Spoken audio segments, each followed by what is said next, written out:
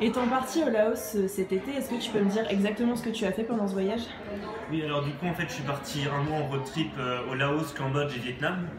On est arrivé au début juillet en fait au Laos, dans la capitale Vientiane, avant de monter pendant une petite semaine dans le nord Laos vers Luang Prabang. Et ensuite, on est redescendu tout le Laos du nord au sud avant de passer au Cambodge, aller voir les temples. On est allé au temple d'Angkor. On est passé par Phnom Penh et ensuite on a fini le séjour au Vietnam, à Ho Chi Minh, dans la capitale, avant de reprendre un avion pour la France. Et quelles sont selon toi les grandes différences culturelles du pays?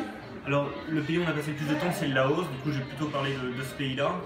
Ce qui m'a surtout surpris, c'était tout l'aspect religieux qui prend une part assez importante dans la vie des habitants.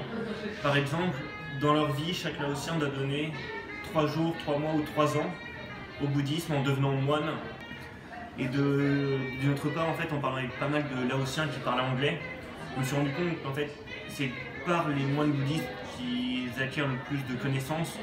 Souvent, comme il n'y a pas de système éducatif performant, c'est par les monastères qu'ils apprennent à parler anglais ou à différentes disciplines.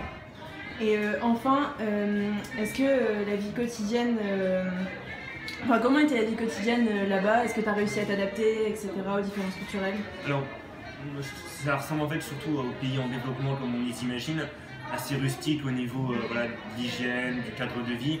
Le plus difficile en fait à s'adapter, c'était comme on était en road trip, tous les jours ou 2-3 jours en fait on changeait de ville. Du coup on était tout le temps en perpétuel mouvement, à devoir se réadapter à un nouveau cadre, aux différentes villes où on était.